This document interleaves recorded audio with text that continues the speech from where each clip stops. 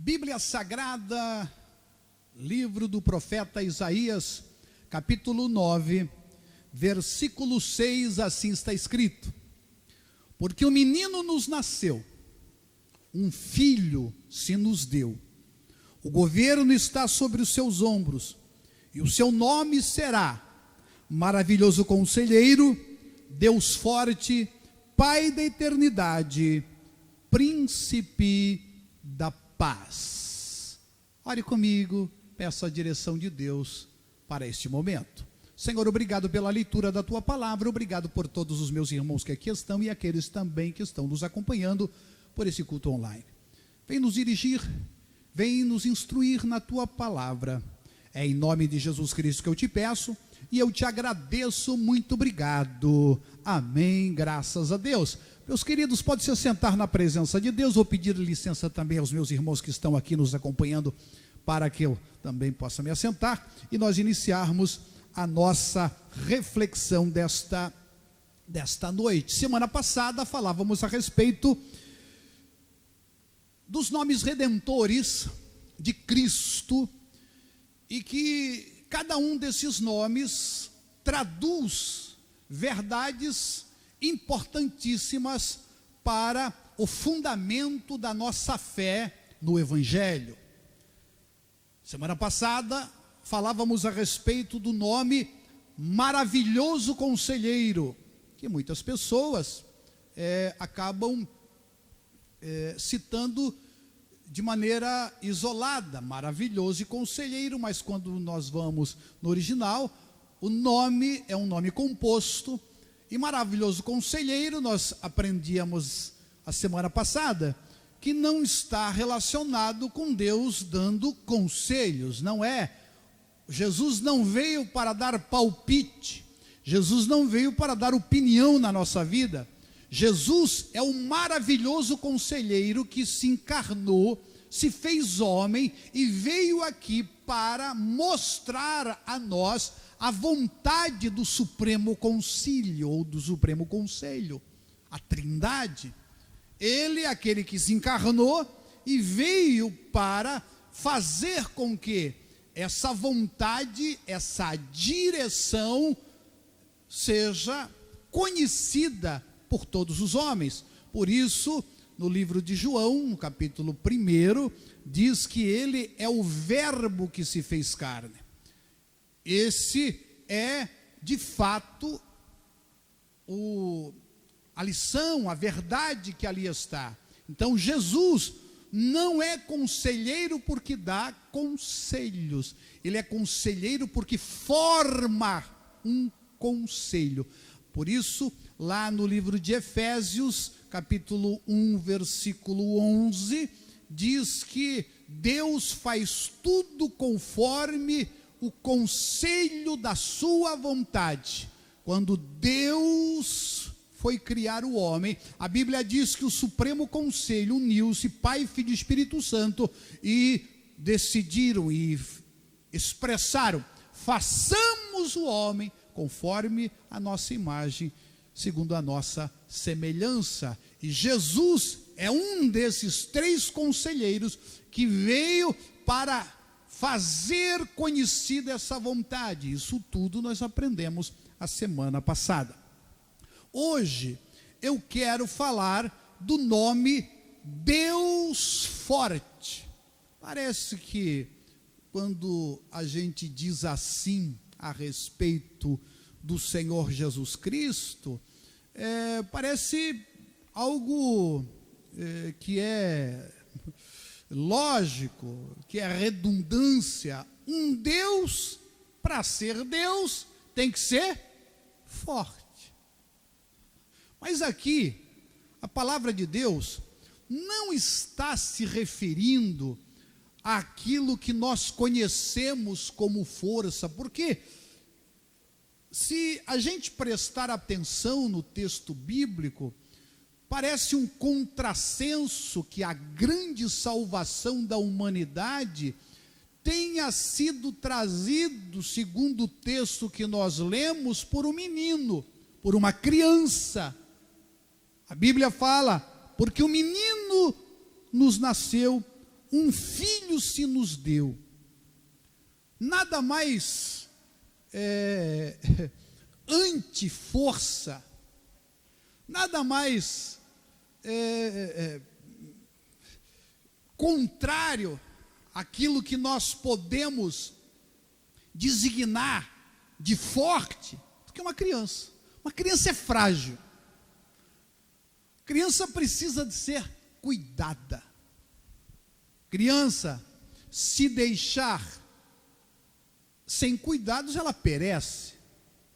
Então, quando a gente olha para esse texto, a gente começa a observar que há algo muito mais profundo do que aquilo que simplesmente as nossas percepções elas conseguem alcançar. Porque quando nós pensamos em alguém forte, o que vem na nossa cabeça, não é? É um Hércules, é um Sansão. Para aqueles mais antigos, né? Uma Cisque, ou Hulk, Cannon, o Conan, Schwarzenegger, ou agora que está mais em moda, The Rock. Você olha para esses, isso aí é o forte. Mas quando você olha para Jesus, você não vê nada disso. Você não consegue enxergar nele essa força que nós consideramos força. A gente então começa a observar que a salvação que o Senhor Jesus Cristo veio trazer é uma salvação que não consiste nas vias, nos meios, nas maneiras que nós imaginamos que haveria de ser. Primeiro, porque veio com uma criança, um bebê, mas que segundo a Bíblia Sagrada, ali estava a força de Deus. A força de Deus estava em Jesus. E é por isso, irmãos, que quando eu vou ler nos textos sagrados e a gente vai fazendo, não é, as ligações com os textos, você vai entendendo isso de maneira muito especial, muito maravilhosa. Porque a Bíblia diz que o Evangelho, Paulo escreve aos Romanos, que é escândalo para os judeus, loucura para os gregos, mas para nós, o Evangelho é o poder de Deus. Tem outro texto que eu considero assim, muito forte, né? Está lá, salvo engano, em 1 Coríntios, capítulo número 1, versículo 25, que diz que a fraqueza de Deus, a gente fica, é claro que ali tem todo um contexto que a gente precisa levar em conta, e eu não tenho tempo aqui para a gente abordar com mais profundidade, não é? Esse texto de 1 Coríntios 1, 25, diz que a fraqueza de Deus é mais forte do que os homens. E aí também diz, não é, que a loucura de Deus é mais sábia do que a dos homens.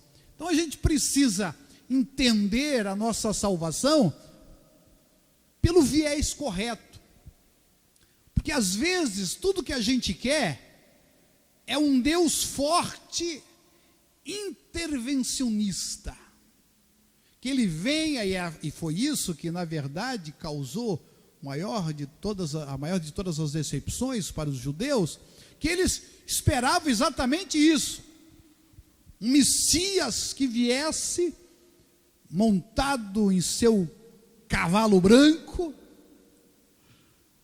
com espada, com poder militar, com estratégias para conquistar o reino e estabelecer esse reinado de maneira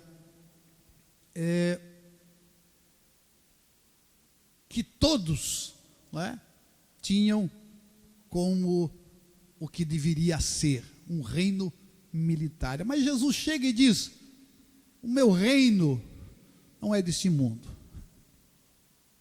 Se o meu reino fosse desse mundo, os meus lutariam por mim. Então, há algo aqui, é isso que eu quero chamar a sua atenção, que é para além daquilo que nós conseguimos alcançar. Porque Deus não é Deus pelo seu tamanho, não é Deus pela sua grandeza, Ele é Deus pela sua consistência. Ele é Deus porque Ele é inteiro. Ele é Deus porque Ele é santo. Ele é Deus porque Ele não muda. E a força dele não está ligado, não tem a ver com o seu poder. A força dele tem a ver com o seu caráter. Porque não existe nada pior do que alguém poderoso sem caráter. Uma pessoa que tenha poder e não tenha caráter é um desastre. Uma pessoa que tenha dinheiro e não tem escrúpulos é um horror. Então Deus, Ele não está falando do seu poder em si, que nós temos a clareza e sabemos que Ele pode qualquer coisa. Tudo é possível a Deus. Só não é possível Ele passar por cima da sua palavra, porque Ele tem caráter, porque Ele é santo, porque Ele é íntegro, porque Ele é consistente. É isso que a Bíblia Sagrada está falando, que Jesus, como Deus forte, viria a revelar. Revelar o quê? O poder? Não. Porque se você lembrar a trajetória do Senhor Jesus Cristo, à medida em que Ele vai chegando na cruz, Ele vai diminuindo os seus milagres. E quando Ele chega ali, na cruz está crucificado, o Deus poderoso fica muito longe, porque Ele diz: Deus meu, por que me desamparaste? Mas o Pai, quem Ele veio revelar, o Pai, que Ele veio fazer real a todos nós, estava tão perto que Ele diz: Pai, nas tuas mãos entrego o meu espírito. Por isso, quando nós lemos aqui sobre a força que veio em Cristo, como uma semente, porque, irmãos, isso é o que eu vou dizer, é só para você entender.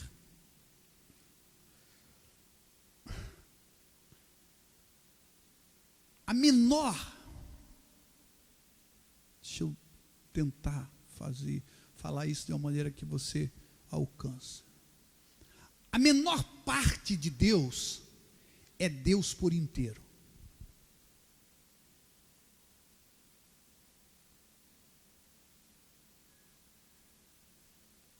Menor fragmento de Deus é Deus todo.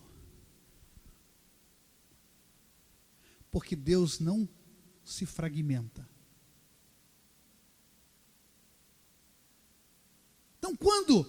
A Bíblia diz, preste atenção, que quando você aceita Jesus como Senhor e Salvador da sua vida, o Espírito Santo de Deus vem para você e é plantado em você aquilo que João disse na primeira carta, a divina semente. Essa divina semente é Deus dentro de você. E esta semente, segundo a Bíblia, não pode pecar. Vamos ler. Isso é importante que você saiba, para a gente ampliar esse nosso conhecimento. Veja 1 João 3,9. Qualquer que é nascido de Deus não comete pecado, porque a sua semente permanece nele e não pode pecar, porque é nascido de Deus. Essa semente de Deus que está dentro de você, porque você é o templo do Espírito Santo. Esta semente é exatamente a ideia que Deus introduz no mundo em Jesus como a semente. E o próprio Jesus diz que ele é esta semente.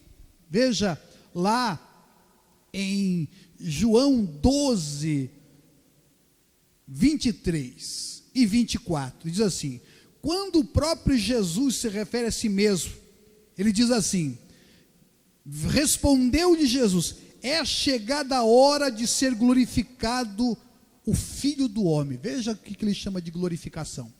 É chegada a hora do Filho do Homem ser glorificado.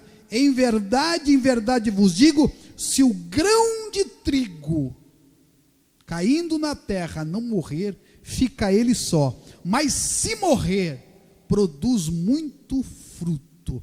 Então o próprio Jesus disse que ele é esta semente, é uma semente. A Bíblia diz que quando nós entregamos a nossa vida ao Senhor Jesus, a divina semente vem para o nosso coração, essa vida nova.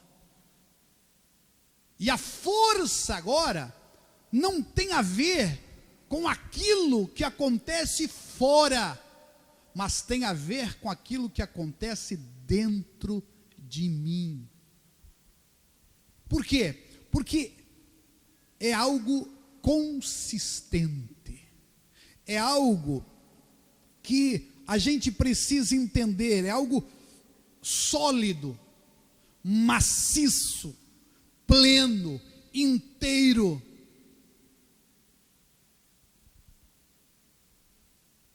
O que faz uma semente poderosa? A sua integridade, a sua inteireza. A força da semente está no potencial de se reproduzir, de germinar.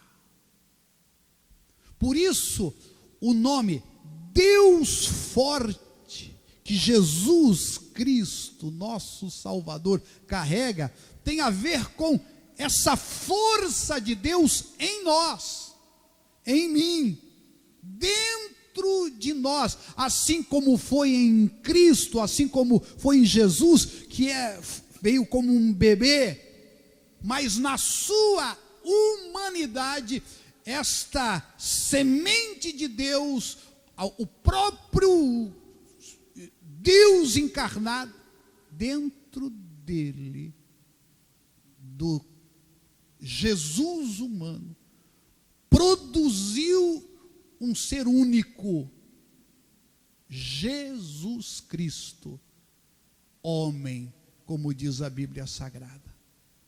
Agora, essa força também age dentro de nós. E é muito interessante, irmãos, porque quando a gente fala de algo sólido, consistente, a força, não é? eu venho na minha cabeça a ideia de Golias, e de Davi e Golias, né? Que aquele homem enorme, quase 3 metros de altura, quando ele é atingido por algo consistente, uma pedra, na sua testa, ele cai, ele é derrotado. Outro texto que eu acho extraordinário, que fala sobre essa consistência, essa força, está em Daniel 3. Eu gosto demais, talvez seja, se não for é um dos livros do Antigo Testamento que mais me abençoaram, principalmente na minha juventude, né? Aquelas histórias daqueles rapazes, principalmente de Daniel, me inspiraram de maneira muito especial. Mas eu gosto particularmente do capítulo 2, quando Nabucodonosor, ele tem um sonho, e ele sonha com uma estátua enorme, uma estátua gigantesca, que tinha a sua cabeça de ouro, seus braços e tronco, não é, de prata, aqui o seu abdômen de bronze, vai descendo suas pernas de ferro, e os pés, os artelhos, os dedos de barro e ferro. E a Bíblia diz que uma mão, e foi esse o sonho de Nabucodonosor, uma pedra que foi cortada sem mão, que não teve nenhum tipo de intervenção humana, essa é a ideia, é cortada e lançada. E diz que essa pedra deve ter sido uma pedra pequena, porque bate no pé, segundo o texto sagrado, o capítulo 2, versículo 34, ali 35 de Daniel. E quando essa pedra bate nos pés que eram de ferro e de barro, esmiuça tudo, vai quebrando tudo. A impressão que dá é que começa pelo pé, vai e até, segundo o texto sagrado, até se transformar tudo em pó. Faz uma analogia daquelas pessoas que estão sacudindo o trigo, e aquele pozinho que sai, né, do peneirar, do bater o trigo, aquele pozinho que sai. Todos os reinos se transformam nisso. E aí tem uma outra verdade, e aquela pedra foi crescendo até se tornar algo que tomou a terra inteira. Uma pequena pedra foi crescendo, está lá na sua Bíblia, em Daniel. Consistente, é forte porque é maciço, é forte porque é consistente, é forte porque é parte de Deus, e parte de Deus é Deus todo, que está dentro de você, segundo a Bíblia Sagrada. Agora, Deus habita em nós, Deus habita em você, essa é a força de Deus. A força, o Deus forte, não é para agir fora de você. Por isso que Jesus foi firme no seu propósito, entregou-se à morte. Por quê? Porque nele estava essa firmeza, o Deus forte. Não forte para esmagar, como diz a Bíblia Sagrada, a cana quebrada, ou apagar o pavio que fumega. Não, mas o Deus forte que se mantém íntegro, que mantém-se inabalável no seu propósito. Essa é a força que o Senhor traz. Esse é o exemplo que Jesus Cristo, como o menino que nos nasceu, o filho que se nos deu, nos mostra inteiro. E agora nós somos chamados para sermos à semelhança dele, dentro do nosso propósito. Porque o próprio Jesus se é apresentado, né, por Pedro como uma pedra. Eu até quero ler com você 1 Pedro 2, 4, 5. Chegando-vos para ele a pedra que vive. Olha só, consistente. A força dele está aí, na sua consistência. em ser inteiro, em ser pleno, em ser cheio. Rejeitada assim pelos homens, mas para com Deus eleita e preciosa, também vós mesmos, como pedras que vivem, sois edificados casa espiritual, para ser de sacerdócio santo, a fim de oferecer de sacrifícios espirituais agradáveis a Deus, por intermédio de Jesus Cristo. Aí você faz a ligação. Então essa força de Deus é você estar inteiro, é você permitir que essa semente divina, essa semente santa, vai tomando conta de toda a sua vida. Porque, meus irmãos, não há nada mais decepcionante do que um quase, um mais ou menos, um quase foi, um quase conseguiu, um quase fiel, um quase santo, um quase salvo. Um quase salvo é um perdido inteiro.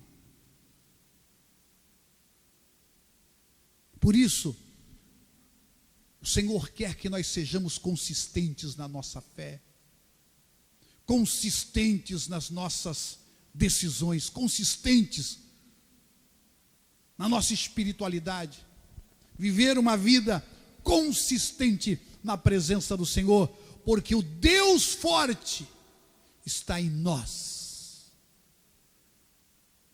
e não é a força para fazer coisas fora, embora isso possa e não poucas vezes aconteça, mas muito mais fazer dentro, a força de uma vida íntegra, santa, consistente, maciça, plena.